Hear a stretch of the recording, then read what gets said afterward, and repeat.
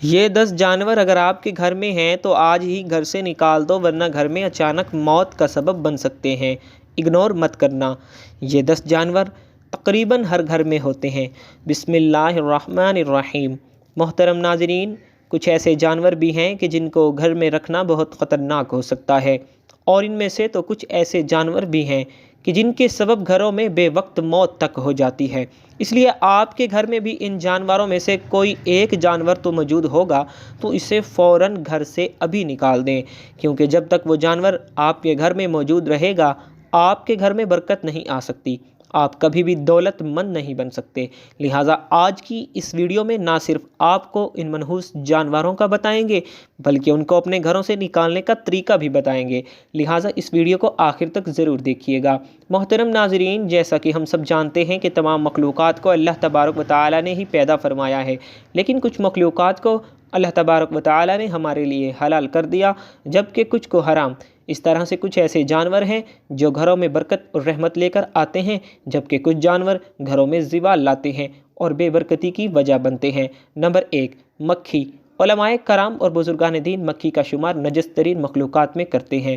اسلامی تعلیمات کے مطابق مکھی نہ صرف گھر میں بے برکتی لاتی ہے، بلکہ رزق کی تنگی لانے کی بھی وجہ بنتی ہے۔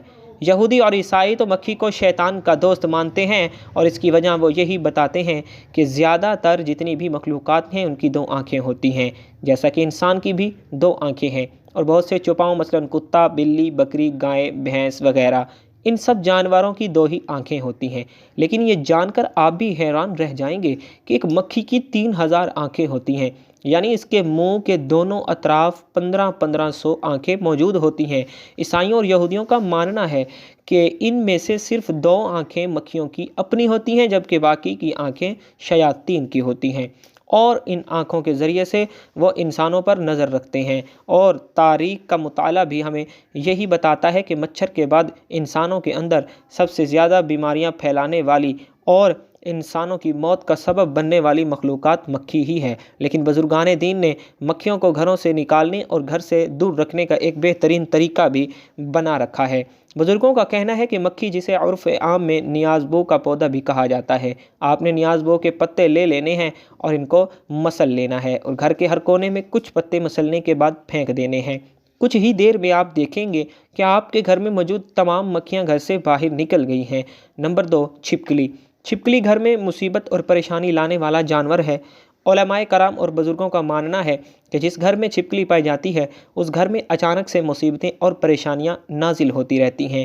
نبی کریم صلی اللہ علیہ وآلہ وسلم نے تو چھپکلی کو قتل کرنے کا حکم تک دے رکھا ہے، کیونکہ چھپکلی ایک نافرمان جانور ہے۔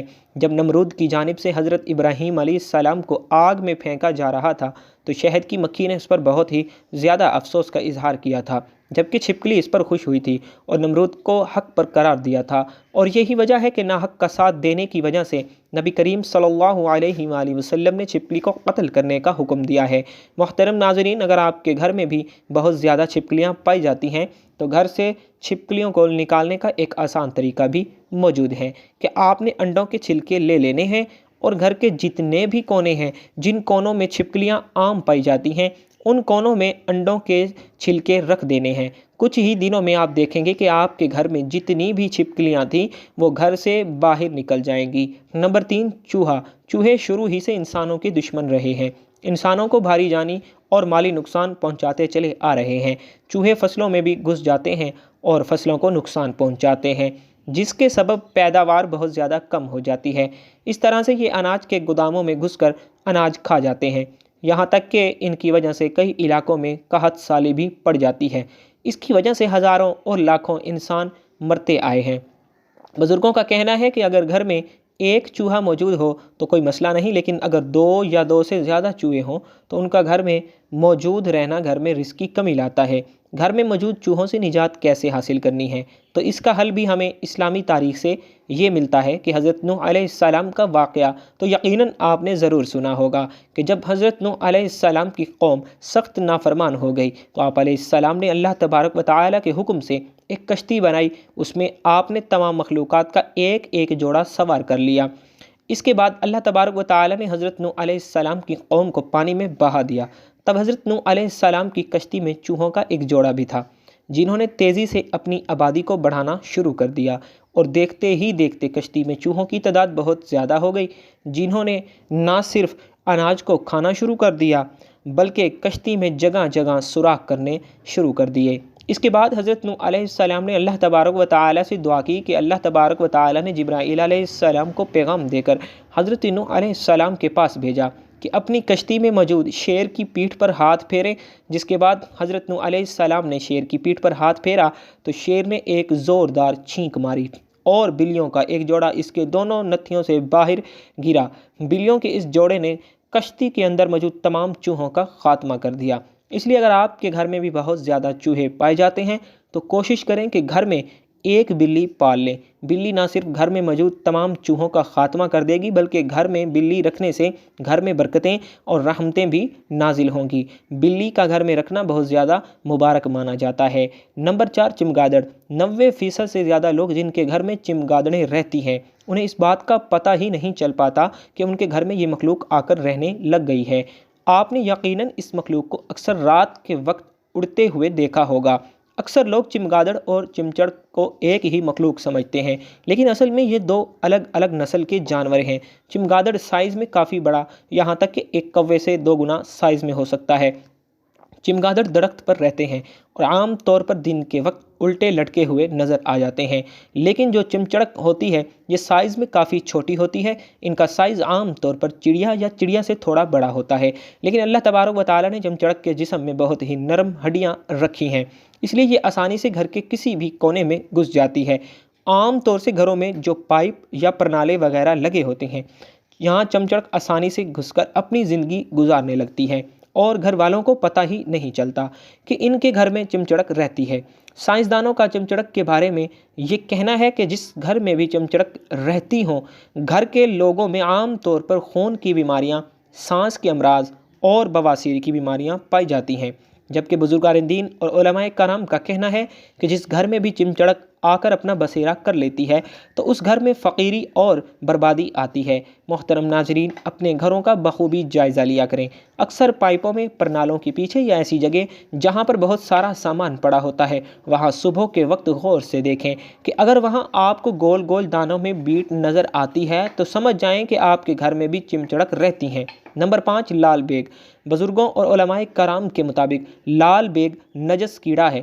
جس گھر میں بھی بہت زیادہ تعداد میں لال بیگ پائے جاتے ہیں اس گھر میں رحمت نہیں آتی اور بے برکتی اور نحوست اس گھر کی قسمت بن کر رہ جاتی ہے۔ سائنسدان پہلے لال بیگ کو بے ضرر کیڑا مانا کرتے تھے، لیکن جدید ریسرچ میں یہ بات سامنے آئی ہے کہ لال بیگ بہت ہی زیادہ خطرناک کیڑے ہوتے ہیں۔ لال بیگ ایسے کیمیکلز کو چھوڑتے ہیں جو کہ دل کے امراض کو پیدا کرتے ہیں، جبکہ بات بھی حقیقت میں سامنے آئی ہے کہ جن گھروں میں بکثرت لال بیگ پائے جاتے ہیں ان گھروں کے رہنے والوں کے پیٹ میں کیڑے ہو جاتے ہیں۔ اس لیے اگر آپ کے گھر میں کبھی لال بیگ پائے جاتے ہیں تو ان سے نجات حاصل کرنے کے لیے ایک بے حد آسان طریقہ یہ ہے کہ رات کو سونے سے پہلے جتنے بھی استعمال شدہ یا جھوٹے برتن ہیں ان کو آپ نے دھو کر سونا ہے، اور جتنی بھی کھانے پینے کی چیزیں ہیں انہیں آپ نے اچھی طرح سے ڈھانپ دینا ہے، اور سونے سے پہلے گھر کا جتنا بھی کوڑا کرکٹ ہے اسے ایک شاپر میں ڈال کر گھر کے دروازے کے باہر رکھ دیں۔ کچھ دن تک یہی معمول رکھنے سے آپ دیکھیں گے کہ آپ لوگوں کے گھر سے لال بیگ کا خاتمہ ہو جائے گا۔ کبوتر ایک ایسا خوبصورت اور دلکش پرندہ ہے جو ہر کسی کو اچھا لگتا ہے، اور یہی وجہ ہے کہ یہ پرندہ اکثر گھروں میں بھی پالا جاتا ہے، اور گھروں کے علاوہ اکثر مزاروں پر بھی یہ پرندہ موجود ہوتا ہے۔ کہتے ہیں کبوتر وہ جانور ہے کہ جس کے لیے حضرت نوح علیہ السلام نے امن و سلامتی کی دعا فرمائی تھی، اور یہی وجہ ہے کہ کبوتر انسانی آبادی سے مانوس ہے اور کوے کو خوف کی بد دعا دی جاتی ہے۔ یہی وجہ ہے کہ کوا انسانی آبادی سے ہراساں رہتا ہے، اسی وجہ سے لوگ آج تک اسے منحوس سمجھتے ہیں۔ تفاسیر میں ہے کہ حضرت نوح علیہ السلام نے جب کشتی کو جودی پہاڑ پر ٹھہرایا تو آپ علیہ السلام نے کشتی کا وہ حصہ کھولا جہاں پرندے رہتے تھے، تو آپ علیہ السلام نے کوے سے فرمایا زمین کو دیکھ کر اس پر کتنا پانی ہے یا کتنا شہر غرق ہو چکا ہے۔ کوے کو ایک مردار جانور ملا، وہ اسی کو کھانے میں مست ہو گیا، واپس نہ آیا۔ اسی سے عرب کی ایک کہانی مشہور ہے کہ فلاں تو کوے سے بھی زیادہ دیر لگتا ہے۔ چنانچہ حضرت نوح علیہ السلام کو خشک اور سخت زمین کی ضرورت تھی، اس لیے اس کے دیر کرنے پر کبوتر کو بھیج دیا۔ اسے زمین کا کوئی خطہ بھی نظر نہ آیا، اس لیے زیتون کا پتہ لے کر حاضر ہو گیا اس سے حضرت نوح علیہ السلام نے اندازہ لگایا کہ پانی کم ہے، جس سے درخت ظاہر ہو گئے ہیں لیکن زیر آب ہیں۔ چند دن ٹھہر کر پھر اسی کبوتر کو بھیجا تو زمین کی کیچڑ میں اس کے پاؤں پھر گئے۔ واپس آیا تو حضرت نوح علیہ السلام نے اسے دیکھ کر اندازہ لگایا کہ اب پانی زمین میں جذب ہو گیا ہے لیکن زمین خشک نہیں ہوئی۔ حضرت نوح علیہ السلام کبوتر کی اس کارروائی پر بہت خوش ہوئے اور اس کے گلے میں سبز توق پہنایا۔ آج وہی توق کبوتر کی اس خوش بختی کی خبر دیتا ہے، اور ساتھ ہی حضرت نوح علیہ السلام نے کبوتر کے لیے امن و سلامتی کی دعا فرمائی۔ یہی وجہ ہے کہ کبوتر انسانی آبادی سے مانوس ہے اور کوے کو خوف کی بد دعا۔ یہی وجہ ہے کہ کوہ انسانی آبادی سے ہراساں رہتا ہے، اسی وجہ سے لوگ آج تک اسے منحوس سمجھتے ہیں۔ یہ تو کبوتر کی کہانی تھی، کیسے کبوتر نے حضرت نوح علیہ السلام کی بات مانی اور ان کے لیے خبر لانے کا کام کیا۔ فقہا کے نزدیک گھروں میں شوقیاں پرندے رکھنا اور پالنا جائز ہے، بشرطے کہ ان کی غذا اور سردی گرمی اور بارش سے حفاظت کا انتظام کیا جائے، اور جب اہل خانہ کہیں باہر جائیں تو ان کی غذا اور دیکھ بھال کا مناسب نظم کر کے جائیں۔ سیدنا انس کے چھوٹے بھائی نے ایک پرندہ پال رکھا تھا۔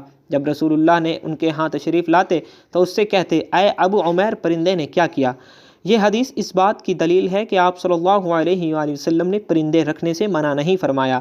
اگر گھر میں پرندہ پالنا منع ہوتا تو آپ صلی اللہ علیہ وسلم ضرور انس رضی اللہ تعالیٰ عنہ کے بھائی کو اس بات سے منع فرماتے۔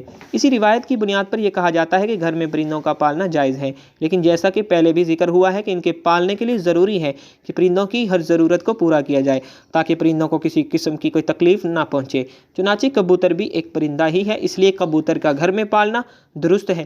یاد رہے کہ پرندوں کو ستانے کے بارے میں ممانعت ہے، جیسا کہ ابو داؤد میں حضرت عبداللہ بن مسعود رضی اللہ تعالیٰ عنہ کی روایت کردہ ایک حدیث میں کبوتر کا ذکر ہے، جس میں کبوتر اللہ کے رسول صلی اللہ علیہ وسلم کے سر مبارک پر منڈلا رہا تھا اور اپنی زبان میں شکایت کر رہا تھا کہ کسی نے اس کے گھونسلے سے انڈے اٹھا لیے ہیں۔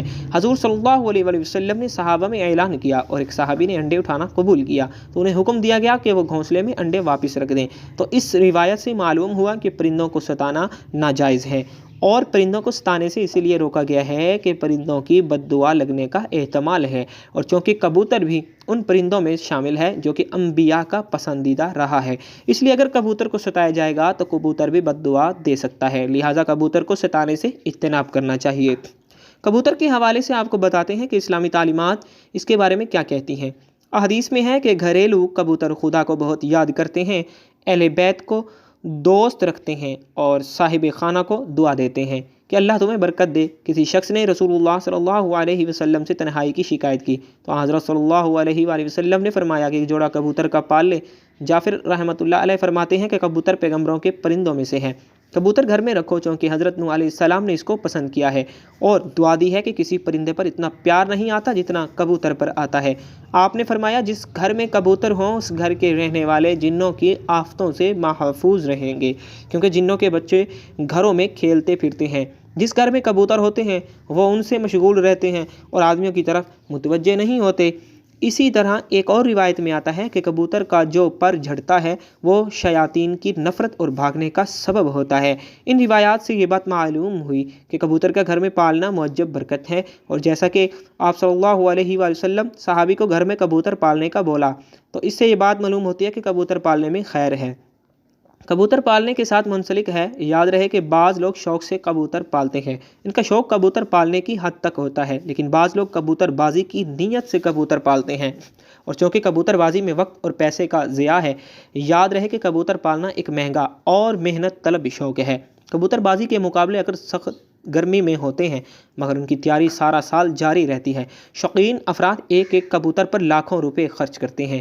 اعلیٰ نسل کے ان کبوتروں کو خاص طریقے سے تربیت دی جاتی ہے، اور یہ مقابلے صوبائی اور قومی سطح پر ہوتے ہیں۔ شوقین افراد آبادی میں جگہ جگہ پنجرے لگا کر اپنے وقت کا کافی حصہ ان پالتو پرندوں پر صرف کرتے ہیں، اس لیے کبوتر بازی کے بارے میں اگر فقہا سے پوچھا جائے تو وہ اس کو درست نہیں فرماتے، کیونکہ اس میں مال اور وقت کا بہت ضیاع ہوتا ہے جو کہ فضول خرچی میں آتا ہے، اس لیے ہمیں ایسے کاموں سے بچنے کی کوشش کرنی چاہیے۔ اللہ تبارک و تعالیٰ سے دعا ہے کہ ہمارے گھروں کو ایسے نجس گندے جانوروں سے محفوظ و معمون فرمائے، نیکی کی بات کو سننے سمجھنے اور اس پر عمل کرنے کی طاقت اور توفیق عطا فرمائے، آمین یا رب العالمین۔ ناظرین، کمنٹ باکس میں اللہ کے اور اللہ کے محبوب صلی اللہ علیہ وآلہ وسلم کے 99 نام میں سے ایک نام ضرور ٹائپ کیجیے گا۔ زندگی رہی تو انشاءاللہ نیکسٹ ویڈیو میں ملیں گے، تب تک کے لیے اللہ حافظ۔